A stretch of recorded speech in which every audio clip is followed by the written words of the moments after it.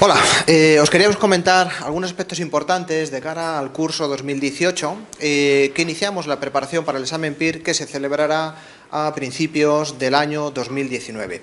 Empezamos este año otra vez la preparación del examen PIR y ya llevamos 21 y lo hacemos, como os comentábamos antes, con las mismas ganas que empezamos al principio. En los últimos años hemos ido incorporando herramientas nuevas, sobre todo desde las nuevas tecnologías, que son herramientas que se han convertido en herramientas imprescindibles en el trabajo del opositor PIR para ahorrar tiempo y ayudar sobre todo en el repaso de conceptos fundamentales. Este año incorporamos la edición quinta de los manuales completamente actualizados y con material cada vez mucho más visual, mucho más gráfico y mucho más interactivo. ¿Cómo vamos a enfocar las clases presenciales este año? Contamos con una nueva edición donde hemos incluido, como os comentábamos antes, ejemplos, tablas, gráficos y contenido nuevo, sobre todo por dos cosas: para mantener los contenidos constantemente actualizados y para anticiparnos a aquellos conceptos que consideramos que son importantes, que son relevantes y que pueden ser objeto de examen. En concreto, en el área de psicopatología, una de las cosas en donde insistimos cada vez más no es tanto en qué es lo que hay que estudiar, sino en cómo tenemos que estudiarlo.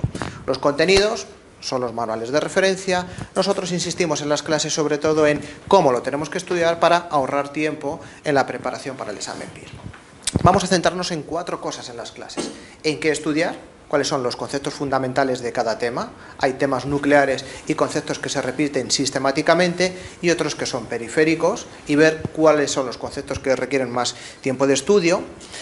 La segunda parte tiene que ver con cómo estudiar y cómo enfocar el estudio, dependiendo de los temas de psicopatología y en muchas otras áreas también de clínica, adultos, infantil, van a depender mucho el estudio de los temas, aquellos temas donde es un estudio mucho más memorístico, donde hay preguntas de definición, y aquellos temas donde tenemos unas preguntas tanto de definición como de clasificación, donde hacemos especial énfasis en los esquemas, en las reglas mnemotécnicas y en estrategias memorísticas para facilitar el recuerdo.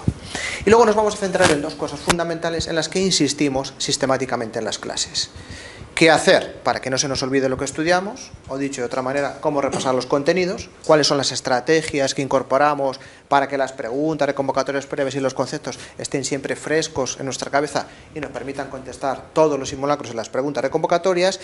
Y luego hay otra parte fundamental que cada vez es más importante y a veces es determinante o a veces es crucial, y es qué hacer para no fallar aquellas preguntas complejas, aquellas preguntas conflictivas o aquellas preguntas que al final del examen determinan si tenemos posibilidades o no de poder aprobar. Esas cosas son las que vamos a trabajar fundamentalmente en las clases de psicopatología a través de los esquemas, las explicaciones de clase y los materiales visuales con la edición actualizada de los materiales CD. Vamos a comentar ahora brevemente cómo vamos a trabajar en las áreas temáticas por bloques temáticos en las clases presenciales del curso 2018 para el examen de principios de enero del 2019. Javier os cuenta la parte de clínica.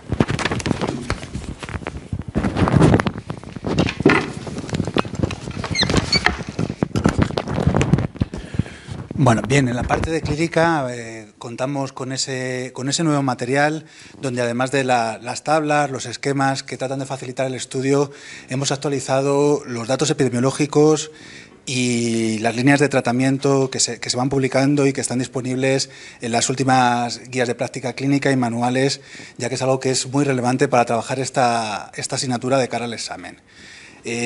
Siguiendo un poco la misma estructura que comentaba José en psicopatología, una primera pregunta cuando nos preparamos una materia del examen sería qué es lo que hay que estudiar con un material tan extenso, y en el caso de clínica hay 4 puntos fundamentales. Un primer punto sería la epidemiología, que genera preguntas todas las convocatorias, de prevalencias, de ratios por sexo, de edad de inicio de los trastornos. Un segundo punto serían las características clínicas y criterios diagnósticos. Con el examen de esta última convocatoria caliente ya hemos visto que el DSM-5 se va imponiendo en las preguntas de criterios diagnósticos, que es algo que todavía no había sucedido de forma tan clara. Y bueno, pues en clase trabajamos especialmente semejanzas y diferencias entre las distintas clasificaciones, tanto la última de la APA con sus predecesoras como con la CIE, y el diagnóstico diferencial y la comorbilidad entre los distintos trastornos.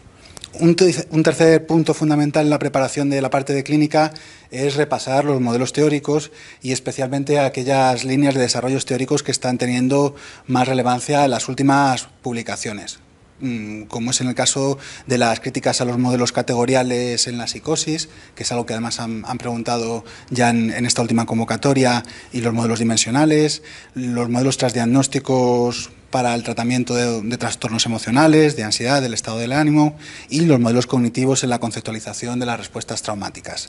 El cuarto punto fundamental, y que probablemente sea el que más preguntas está generando dentro de este bloque de clínica, sería el bloque de los tratamientos.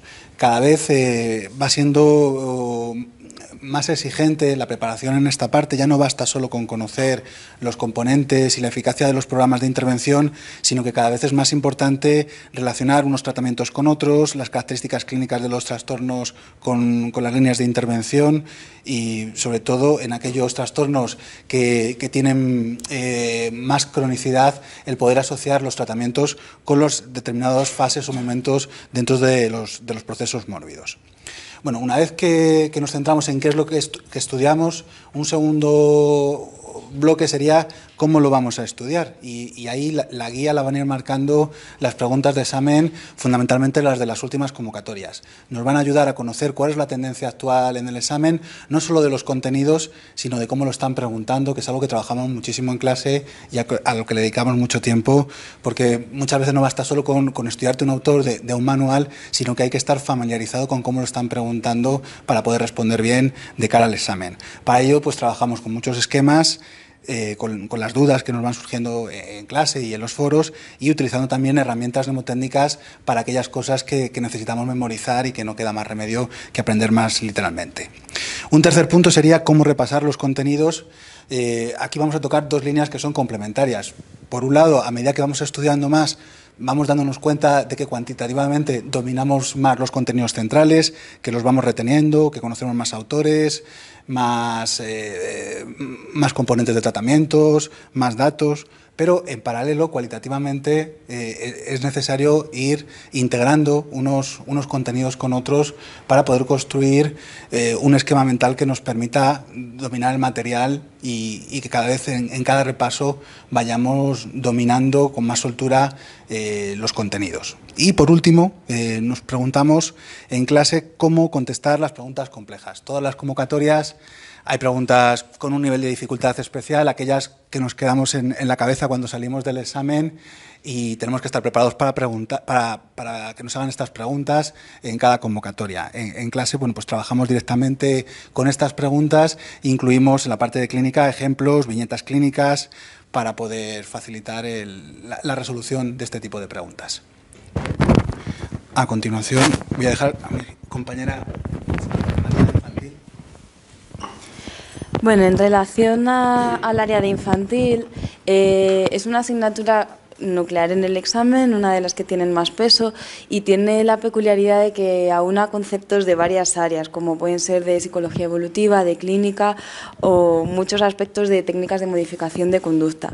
Entonces, en las clases se tiende o se pretende aclarar cuál es la aplicación de todos estos conceptos al trabajo específico con población infantil.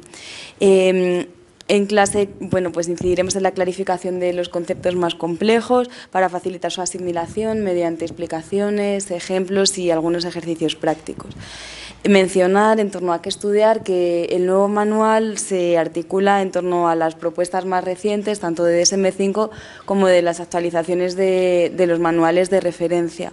Y los contenidos que son más relevantes y que tradicionalmente han tenido más peso en las convocatorias tienen que ver con definiciones de los trastornos mediante criterios diagnósticos, y en este sentido pues va a ser clave poder entender las diferencias entre las propuestas de DSM-5, las de versiones anteriores de la APA o en la CIE 10. Además, otro aspecto que tiene mucho peso en los exámenes del área de infantil es lo que tiene que ver con el tratamiento. Siempre nos basamos en las guías de tratamientos eficaces, y en particular en infantil sí que es necesario conocer algunos procedimientos de intervención específicos para determinados trastornos. En relación a cómo estudiar, Bueno, nos parece que lo nuclear va a ser el formato esquema. Evidentemente, otros contenidos van a ayudar a elaborar este material que después va a servir de referencia para el estudio, y las preguntas de examen son otro de los pilares donde basar este trabajo. Y a la hora del repaso nos parece que es muy relevante, para poder integrar contenidos, hacer un esfuerzo por comprender las características diferenciales entre categorías diagnósticas que a veces pueden tener algunos elementos en común.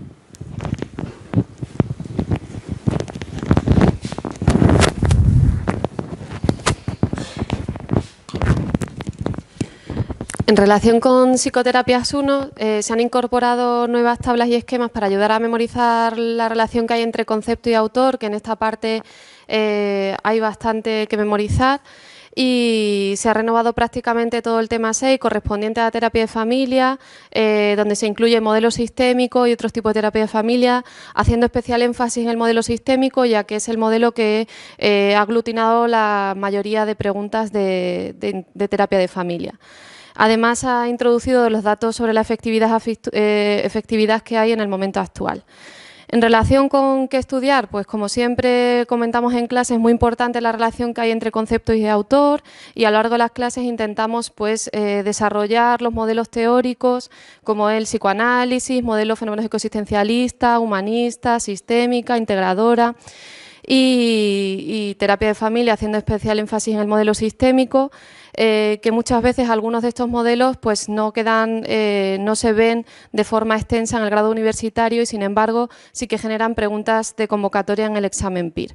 Para ello intentamos hacer mucho énfasis en la parte de ver casos, ejemplos que favorezcan la retención de estos conceptos tan teóricos.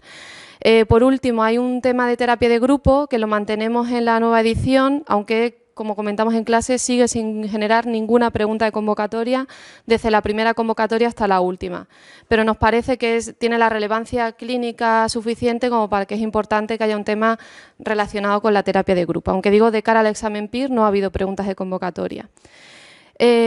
Por último, en relación a cómo estudiarlo y cómo repasarlo, pues sí que en las clases ponemos especial importancia, ¿no?, en que haya un aprendizaje asociativo y comprensivo en la medida de lo posible, ya que es una ingente cantidad de información a retener.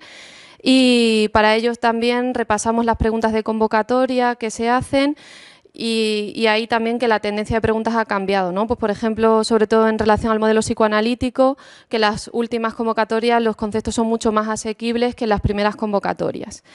El repaso es fundamental en esta parte, y así lo hacemos a lo largo de las clases, y en las preguntas complejas pues también las vemos en clase con la intención de poder ver qué palabras claves nos pueden ayudar a identificar la respuesta correcta y ver cuáles son las incorrectas.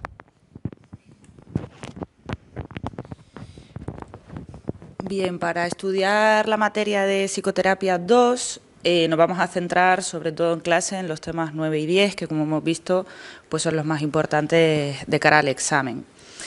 Es importante que tengamos clara una estructura de la materia, es decir, que en un primer momento podamos tener un pequeño esquema general de cómo tenemos organizadas las técnicas en diferentes bloques. Y para eso nos vamos a centrar en entender bien los antecedentes de psicología del aprendizaje y los modelos explicativos básicos, para posteriormente poder clasificar, según estos modelos, las diferentes técnicas que derivan de ellos. En el tema 9, de cada una de las técnicas, prácticamente han preguntado por todas en las convocatorias. Entonces, los puntos relevantes en los que nos vamos a basar para estudiarlas van a ser la definición, el procedimiento, los modelos explicativos, las variantes y las aplicaciones. De todas maneras, en clase iremos viendo que aunque hayan preguntado por todas, pues hay algunas en las que, por ejemplo, en el procedimiento, pues nos tendremos que centrar un poco más porque profundizan en ellas. Del tema 10 vamos a ver dos paradigmas, el paradigma racionalista y posracionalista, y de cara al examen las preguntas se van a centrar en el primero, en el paradigma racionalista, que son los modelos cognitivo-comportamentales y los modelos de reestructuración cognitiva, que es precisamente por los que han preguntado este año. Los más importantes, Ellis y Beck, y por eso con estas dos terapias intentamos trabajar un esquema base que nos ayude a visualizar este modelo y su explicación del trastorno depresivo, ¿no? Entender su desarrollo teórico y los objetivos, y una vez que tengamos este esquema base muy claro, poder ir profundizando en estas terapias, tanto en los conceptos como en las técnicas. De ambas hay muchas técnicas, entonces hemos añadido tablas en el nuevo manual para favorecer el estudio de ellas. Haremos ejercicios también de distorsiones cognitivas, porque es cierto que de cara al examen a veces en los ejemplos resulta complicado identificar si es una u otra. También haremos preguntas de examen. Durante todo el recorrido señalaremos qué contenidos tienen mayor significación en las últimas convocatorias, así como los menos importantes que prácticamente no han generado preguntas de examen, como son los modelos intermedios y los constructivistas. Entonces, para ellos hemos generado unas reglas mnemotécnicas para memorizar el esquema de cada una de estas terapias con autor y palabra clave, porque estas terapias pues, no requieren un nivel mayor de profundización, ya que prácticamente pues, no generan preguntas. En relación a tercera generación, veremos principales conceptos y fundamentos teóricos, y es verdad que hasta ahora no supone una parte significativa de preguntas este tema, pero parece que progresivamente sí que van a empezar a preguntar sobre ellas. Para terminar, decir que en la quinta edición del manual también se ha ampliado el glosario de términos, intentando así favorecer bien su comprensión y facilitar, por tanto, el poder relacionar estos conceptos con otros contenidos.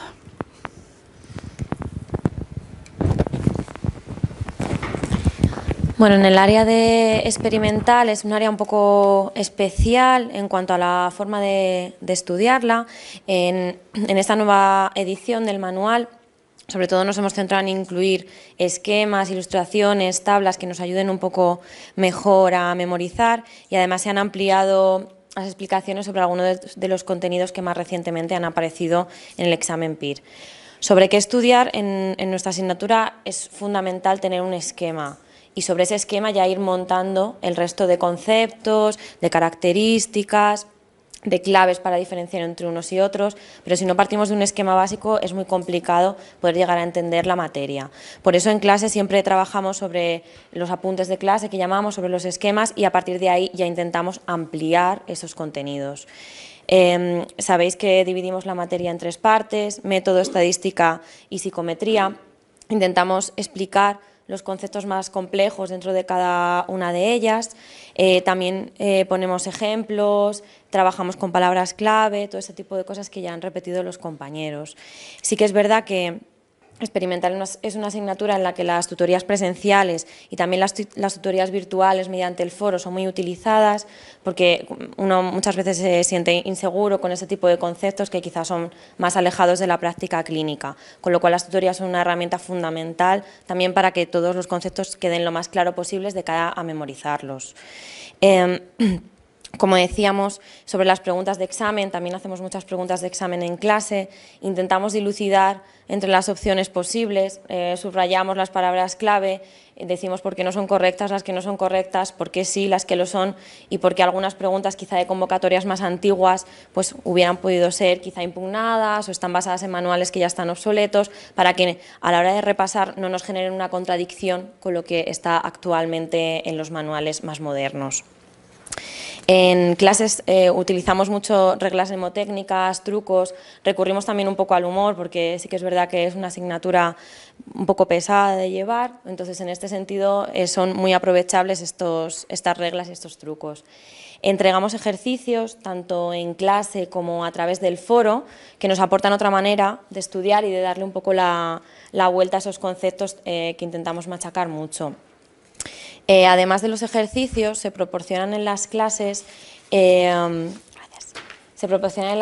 como un resumen de las preguntas del 2010 hasta ahora, no de las preguntas, sino un poco dado la vuelta, el concepto y la manera exacta en la que han preguntado, para que también nos familiaricemos con el tipo de palabras, frases que suelen utilizar en el examen.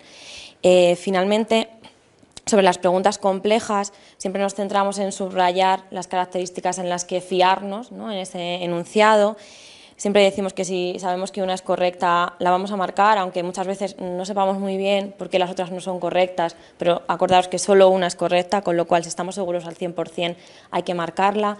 Y otra manera que intentamos hacer es, una vez que leemos el enunciado, intentar anticipar un poco cuál puede ser la supuesta respuesta antes de analizar cada una de las opciones por separado.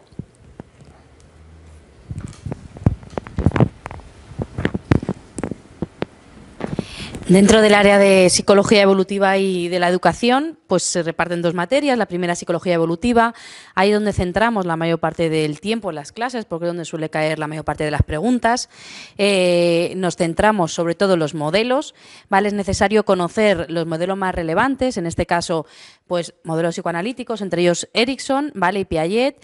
Señalaremos muchos cuáles son los estadios, tanto de Erikson como de Piaget, y es relevante conocer las edades del desarrollo, los periodos evolutivos y los hitos y características de cada una de esas edades que se van adquiriendo. Es importante poder relacionar todos los autores, ya que a través de Piaget, que es el autor básico en esta asignatura, podemos ir entendiendo al resto de los autores y de las características. Dentro de la psicología de la educación, en realidad las últimas convocatorias no han preguntado apenas nada, y en lo más relevante y lo que más nos centraremos será sobre todo en Brunner y en Ausubel, que es donde se ha centrado en convocatorias anteriores. El tipo de manera de preguntar ha cambiado también en psicología evolutiva y de la educación, siendo antes preguntas mucho más largas y mucho más complejas que en estos momentos. Siguen preguntando los mismos conceptos, pero la manera es totalmente diferente. En ello nos centraremos en las clases, en realizar preguntas de convocatorias anteriores, sobre todo en aquellas que sí que señaláis que puede ser más complicado el resolver, sobre todo pues anteriores al 2005. La manera de preguntar, como comento, ha cambiado y, por tanto, de cara a las clases, lo que se recomendará es que realicéis las preguntas del 2010 para acá, que son las que se están repitiendo convocatoria tras convocatoria, y es la tendencia actual. Para estudiar es importante conocer estos autores, conocer cómo están preguntando los conceptos, conocer las edades principales, no todas es necesario sabérselo, pero sí muchas de ellas, y poder relacionar esos autores y esos conceptos no solo dentro de la asignatura, que muchas veces se repite, sino con otras asignaturas donde también se pueden ver. A la hora de repasar los contenidos es esencial las preguntas de convocatorias previas, es esencial los esquemas que se facilitan en CEDE, ya que es una materia que ahora mismo no es especialmente relevante en el examen, pero sí que está siendo sencillo y eso ayuda a la hora de poder completar las preguntas. Las preguntas complejas se remontan a años, hace ya bastantes años, son las que vamos a poder ver en clase y ver cómo lo podían hacer ahora y cómo el mismo concepto lo preguntan en estos momentos. Veréis que el nivel de dificultad, como ya he dicho, ha bajado y suele ser bastante sencillo en comparación con otras convocatorias.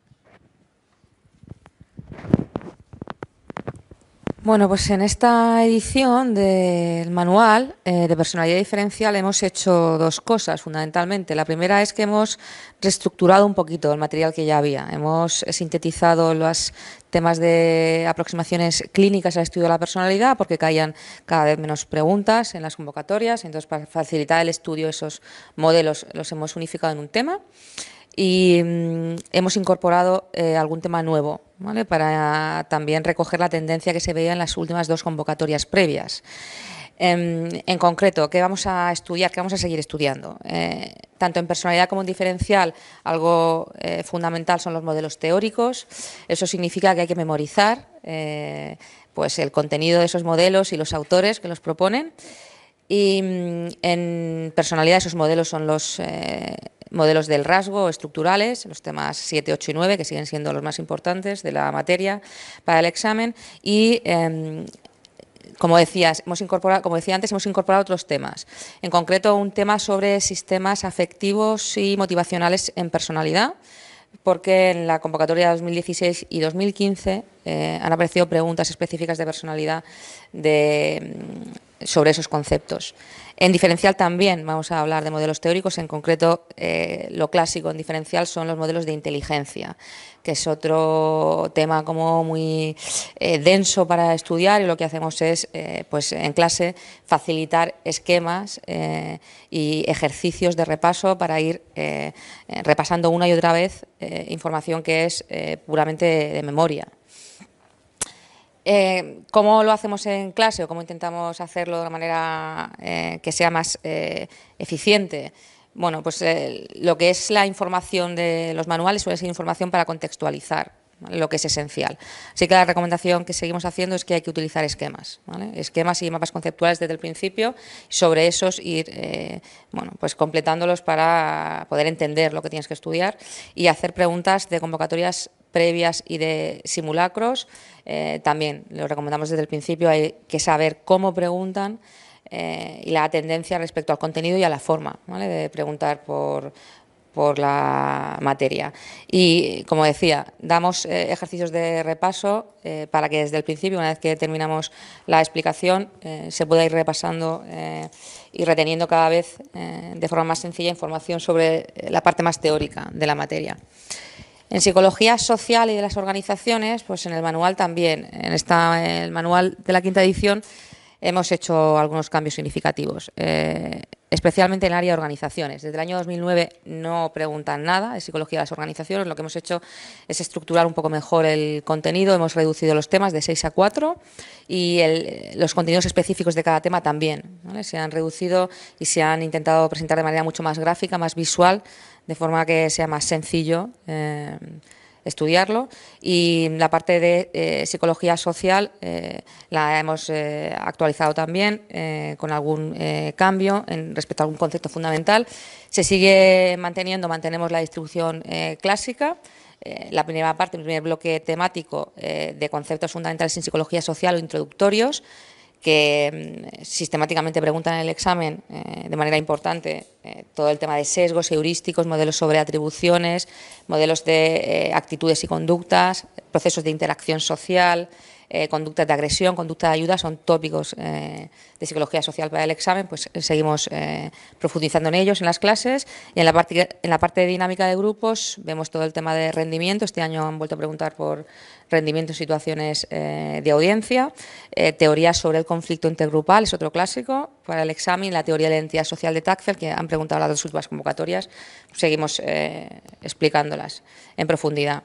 ¿Y cómo estudiar la materia? Pues exactamente igual que en personalidad. Son materias periféricas en las que el contenido del manual sirve para contextualizar la información esencial. Así que la recomendación es que utilicemos esquemas y mapas que damos en clase y sobre ellos intentar quedarnos con lo esencial, con los autores, conceptos. Son preguntas muy directas, con lo cual si nos sabemos localizar el concepto y el autor podemos contestarlas sin ningún tipo de problemas. No hay preguntas complejas tradicionalmente en las últimas convocatorias en el área.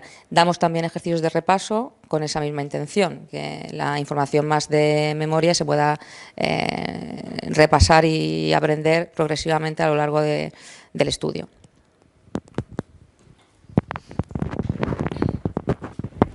Bueno, con respecto a la asignatura de psicobiología, siempre comentamos en las clases que hay un primer bloque que está comprendido fundamentalmente por los temas de transmisión de información, fundamentalmente el bloque de neurotransmisores, así como psicofarmacología, bases biológicas de los trastornos mentales, que este año ha caído menos, pero que en general tiene bastante representatividad en el examen, y psicofarmacología y neuroanatomía, incluido con neuropsicología, ¿vale?, que entendiendo estos primeros temas es más fácil, o por lo menos teniéndolos como base y comprendiéndolos bien, es más fácil comprender los temas de la segunda parte de la asignatura más periféricos y de los que han caído conceptos más puntuales. Aunque sí que hay que destacar, sobre todo por la tendencia de los 2 últimos años, que en el segundo bloque de la asignatura, funciones básicas es fundamental.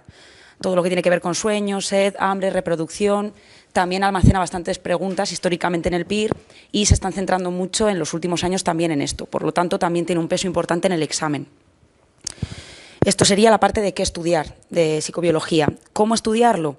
Me parece fundamental el tener muy claro esto que hemos dicho, los conceptos claves, antes de ahondar o de buscar más información o de tratar de entender más cosas más profundas o más difíciles.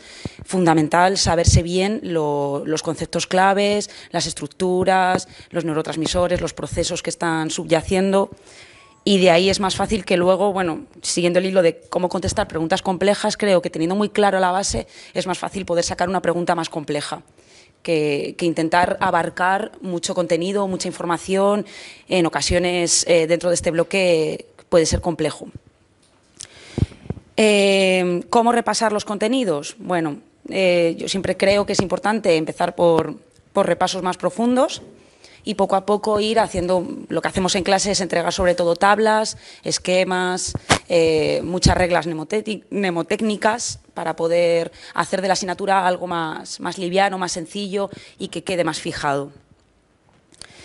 Y bueno, también a medida que vamos avanzando en el contenido en las clases, vamos haciendo hincapié en las preguntas de convocatorias que han ido saliendo, las que se han repetido más, se va señalando en el temario, y las que son un poquito más complejas o han sido más difíciles en las convocatorias, las analizamos un poquito más en profundidad, vemos a ver cuál era la respuesta y de dónde venía esta respuesta.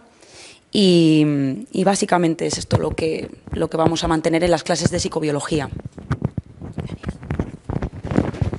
Bueno, con respecto a básica, sin ninguna duda lo más importante es saber qué estudiar, ¿no? Poder seleccionar un poco lo más importante porque es una asignatura realmente muy densa, son muchas páginas y es muy poquito rentable de cara al examen. Hay muy poquitas preguntas al año y sobre conceptos que más o menos se repiten.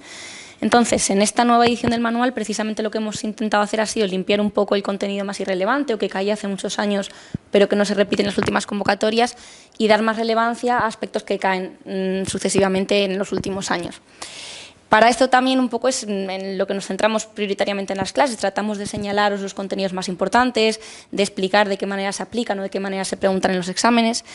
Y así, a grosso modo, podemos entender que la parte básica 2 es la que tiene un mayor peso en el examen, aunque hemos dicho que este año ha sido un poco diferente. Pero todas las convocatorias previas, esta segunda parte tiene mayor peso. Concretamente, memoria y aprendizaje son las partes más representativas dentro de psicología básica.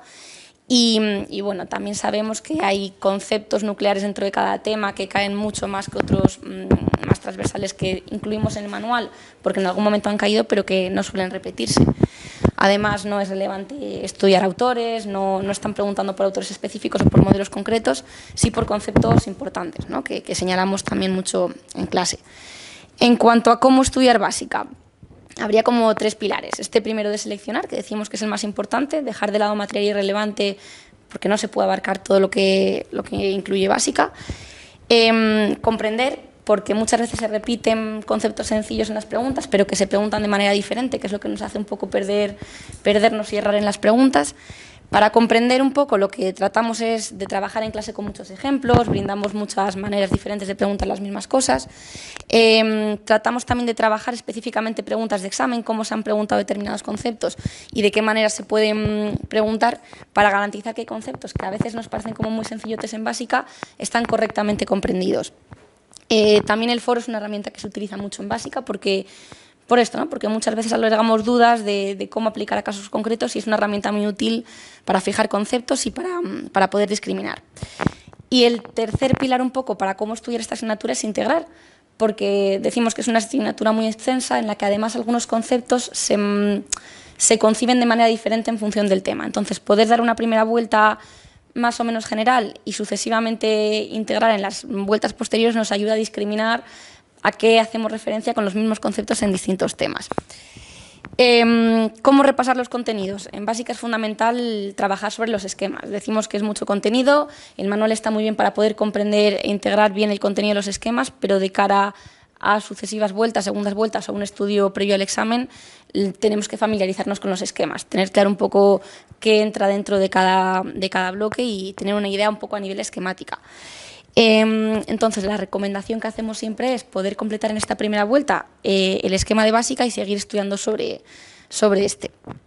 Y por último, cómo contestar las preguntas. Bueno, trabajamos también mucho con ejercicios en las clases para garantizar esto, que comprendemos los conceptos que tenemos en los esquemas.